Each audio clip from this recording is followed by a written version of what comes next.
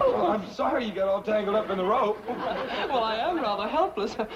If a man were to try and kiss me now, I couldn't resist. You couldn't? No, I'd be at his mercy.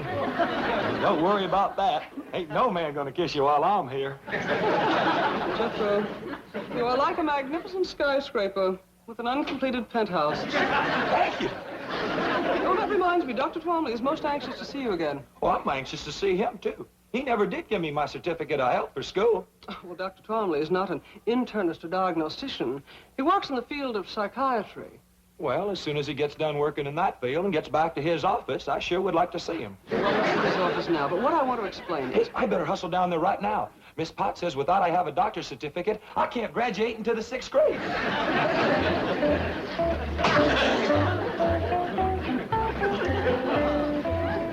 Jethro? Oh, good morning, Granny. Morning, Miss Hathaway. Where's Jethro? I told him to string me a clothesline in here. I'm gonna have to take a hickory switch to that boy again. He's gone, Granny, but you don't need a clothesline. I sure do. Can't hang him outside. It's gonna rain today. But, Granny, you have an automatic clothes dryer that... Rain today. That's right. Well, I just read the weather forecast in the morning paper, and it says fair. Yeah, it's gonna be a pretty fair rain. Granny, the Government Weather Bureau says no rain today. Is that a fact? Granny? Oh, howdy there, Miss Hathaway. Howdy. Granny, your soap's hardening up real good. I best go out and start cutting it into cakes. It's gonna rain today. Miss Clampett, perhaps you can ease Granny's mind about this rain. Oh, that don't vex Granny none. She likes rain. Besides, it don't rain enough out here. It's not going to rain today. Who says it ain't? Well, the U.S. Weather Bureau. Who's he? If I had to narrow it down to one he, I guess I would have to say chief meteorologist. Well, yeah, them Indians is pretty good at reading rain signs, but I'll go along with Granny. The United States Weather Bureau does not depend upon rain signs. It is a vast complex of highly skilled meteorologists working with the latest scientific equipment. They send balloons tens of thousands of feet into the air to measure wind velocity, barometric pressure, moisture content, and temperature. Their radar network scans the weather all over the continent. Their weather satellites are out in space circling the globe. Now, what does Granny have to compare with this in making a weather forecast? Twinges. Them little stabbing pains in her bones. I know what twinges are, but they can hardly be considered dependable weather prophets. I reckon they're as good as balloons. Granny's got other ways of telling when rain's on the way. She studies ants and spiders and listens to the way the owl hoots and other things. I'm afraid superstitions and omens cannot compete with knowledge and experience.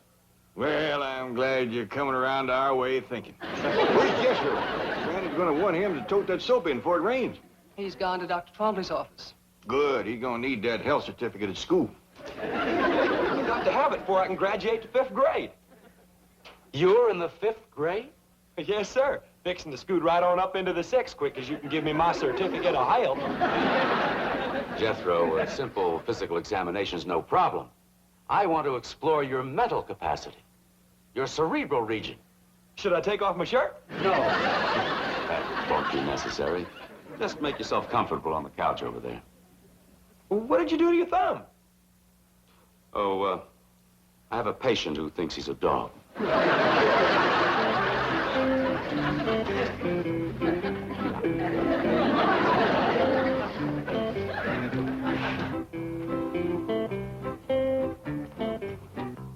I hope this examination won't take too long. I got to get to school before it rains. Oh, you don't have to worry about that, Jethro. It isn't going to rain. Oh, yes, it is. Granny says so. When Granny says something's going to happen, it happens. Sounds like she has remarkable powers. Strongest little woman you ever did see. I meant clairvoyant powers. Would you say she's a medium? No, sir. I'd say she's a small. She's strong as a medium, and if she ever took a switch to you, you'd know it. Has she ever taken a switch to you? Oh, she sure has. Woo. And you stood for it? Last time stood for pretty near 2 days. Sounds like your grandmother is rather savage. Sometimes she's as ornery as a mud wasp in a dry gourd. Violent temper. I'll say. You're afraid of her. Oh, yes, sir. She's vicious. Well, that's a fact. Mean. Darn tootin'. Cruel. Oh, yes, sir. You hate her. Granny? Why, she's the sweetest little woman that ever lived. But you said she whips you. Well, she sure does. How often? Just as often as I need it. Jethro, you're quite a remarkable boy. Oh, is the examination over? No, just right. Now, you say you don't hate your grandmother. But how do you feel about your Uncle Jed? Is he a strict disciplinarian? Uncle Jed says that's nobody's business. What? He says it don't matter what church you go to, just so long as you go. My question wasn't about religion. Well, if you ever get one, you just ask Uncle Jed, because he can quote the good book from cover to cover. That's wonderful. So you like your Uncle Jed? Oh, yes, sir. Well, back home, I used to brag that Uncle Jed could outshoot, outlift, outhunt, outfight, and outfigure any man in them there hills.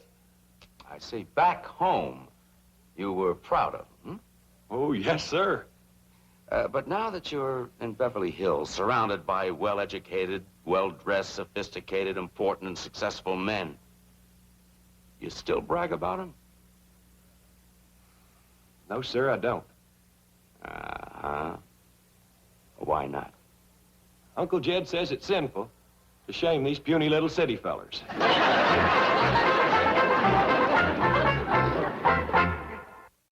Miss Hathaway, how well do you know that there, Dr. Twombly? Well, I'm not a patient of his, but he has a very big reputation. I think I know how he got it. What do you mean? I wasn't in his office for 2 minutes, and he tried to lure me to his couch. Well, he does that with everybody. He's a psychiatrist. Yeah, he admitted that to me, and I told him he ought to try to get himself cured. Psychiatry is what he practices. Well, he ain't gonna practice on Pearl. Now then, Jethro, as I've already explained, sometimes we have hostilities and aggressions which are so deeply hidden from our conscious mind that they reveal themselves only in our dreams. Now, please, try again to recall for me a few of your dreams.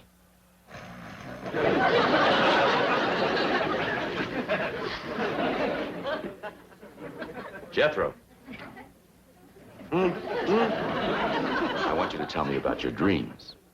You keep asking me about my dreams, but you won't let me sleep long enough to have one.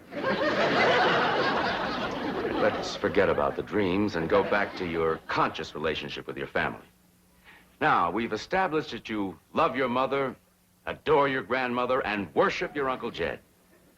How do you feel about your cousin Ellie Mae?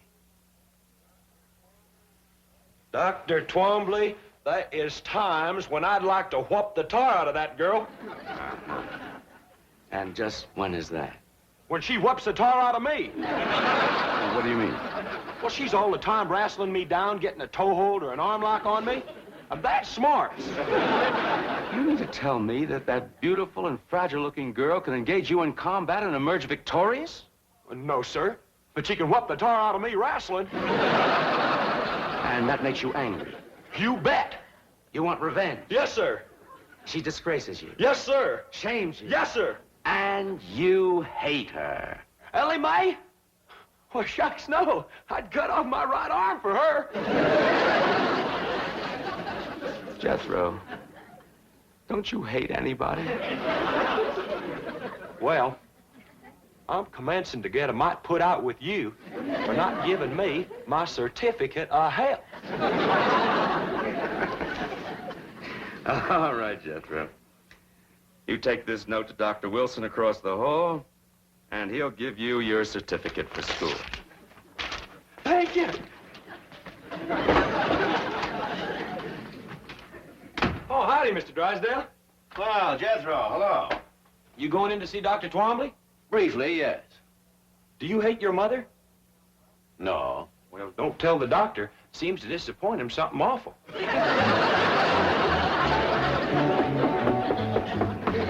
Come in.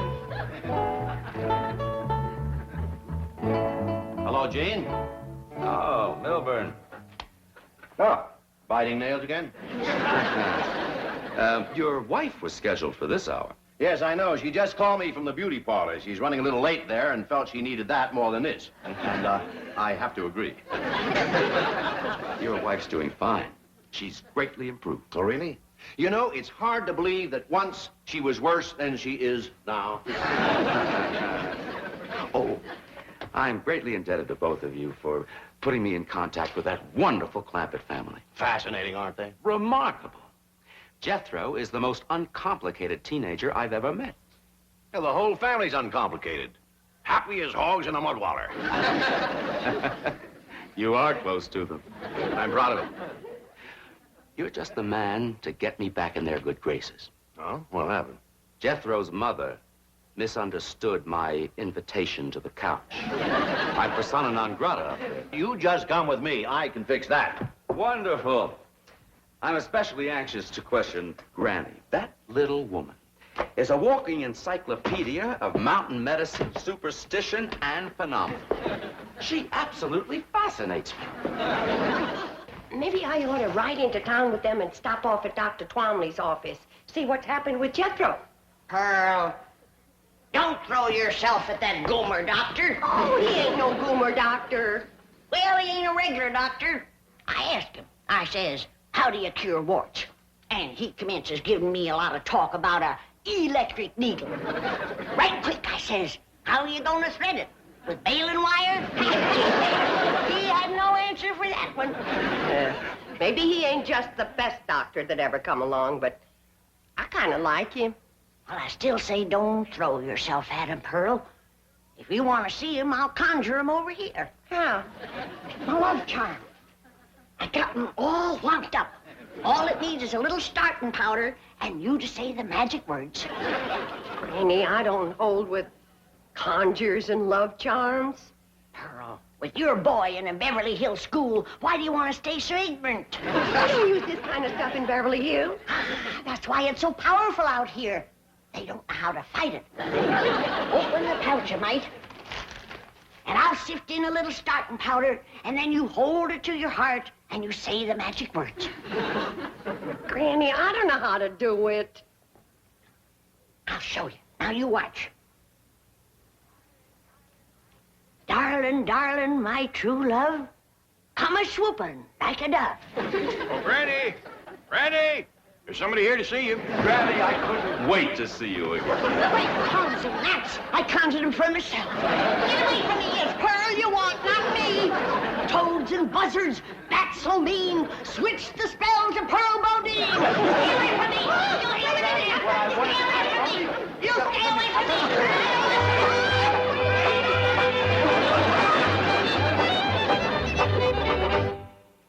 But, Mr. Clampett, you don't understand. I Just calm down, Dr. Twombly. Over here and sit on the sofa while you get a grip on yourself. Well, I'll be getting back to the bank, Gene. I see you're in good hands. No, Milburn, wait. What's going on? Explain it to me. He explained the behavior of these uncomplicated people to Beverly Hills' leading psychiatrist. No, Milburn, wait. Sorry. I want to pick up my wife at the beauty shop before the rain. Rain? What rain? The forecast says clear. You'll learn. So long, scientist. Mr. Clampett, I am perfectly all right. All I want to do is see Granny. I know that, but you gotta control the urge so she can break the spell. What spell? The one she throwed on you by accident. I'd like to talk to her about it. You would, but just simmer down a little first. I told you that love charm would work twice as powerful on these Beverly Hills men. I can't believe it. I just can't believe it. I tried to switch it over to you, but it had too strong a hold on him. I'll have to break the spell now with my letting go powder, and then start all over for you. Now, understand me, I don't blame you for the way you feel. Ain't no finer women growed in the whole world than in the hills back home. Now, you take my cousin Pearl.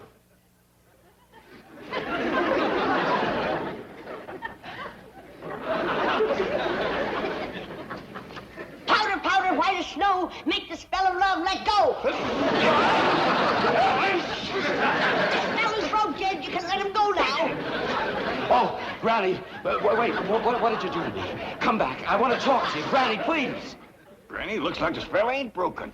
Never seen a man held so tight in the grip of love. You gotta remember, this feller's a psychiatrist to start with.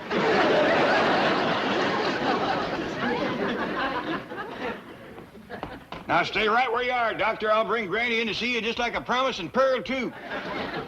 Jed, how do I look? Fetching as a fat hog on market day. Let's go see how Granny's doing. Granny.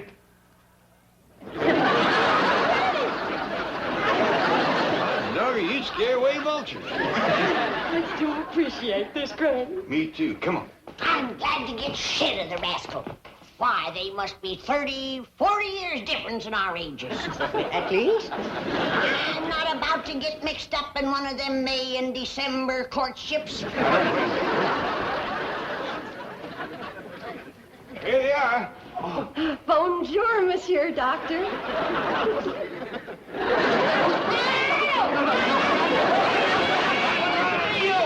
You didn't let... I never got... you didn't let... Pearl, I never see a spell to beat this one. I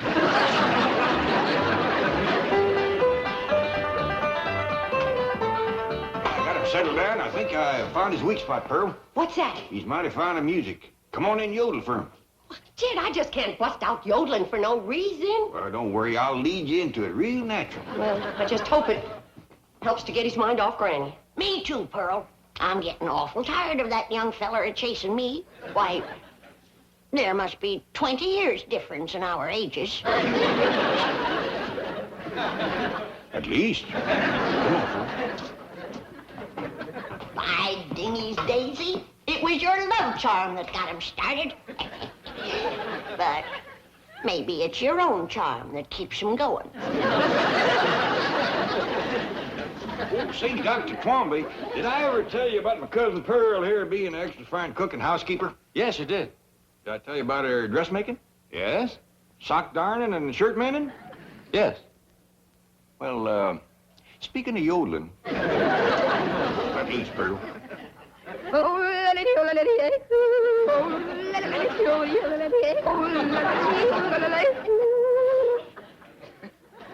Ever hear anything like that, Doctor? Never. You got any requests? Yes, I'd like to see Granny. Tuck away, it's gonna start to rain. But, Granny, the paper says that... Scoop when I tell you.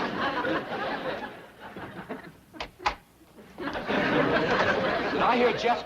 Oh, here you are, Granny. Thank goodness. At last, maybe we can be alone together for a little while. I've got so much to talk to you about. Before we begin, I want to remind you that I ain't no spring chicken. I couldn't care less. I'm glad you're the age you are.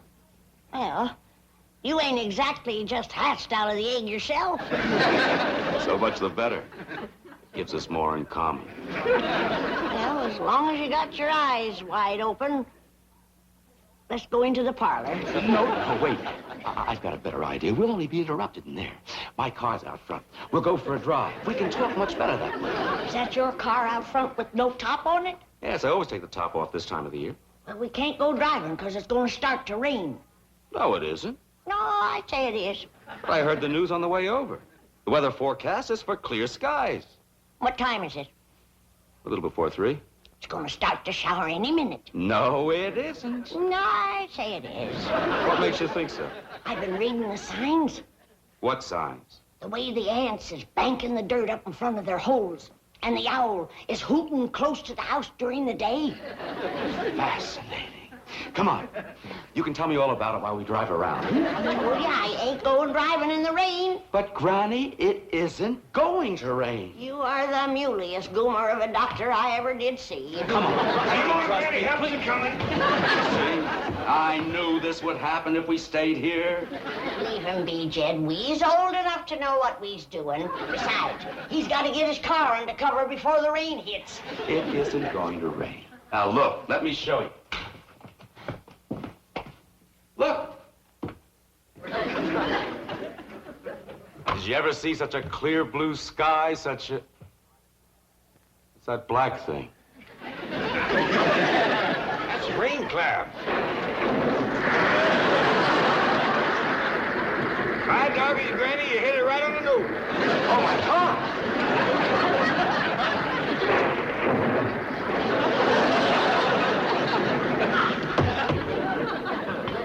Poor fellow's gonna get soaked, but I reckon a cold shower won't hurt him none.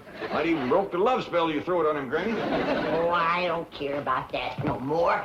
Things wouldn't have worked out between him and me no way. Well, what do you mean? He's too old and set in his ways.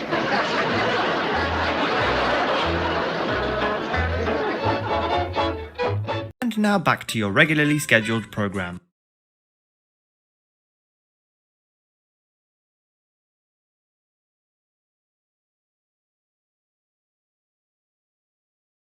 You hear that? Get out of here!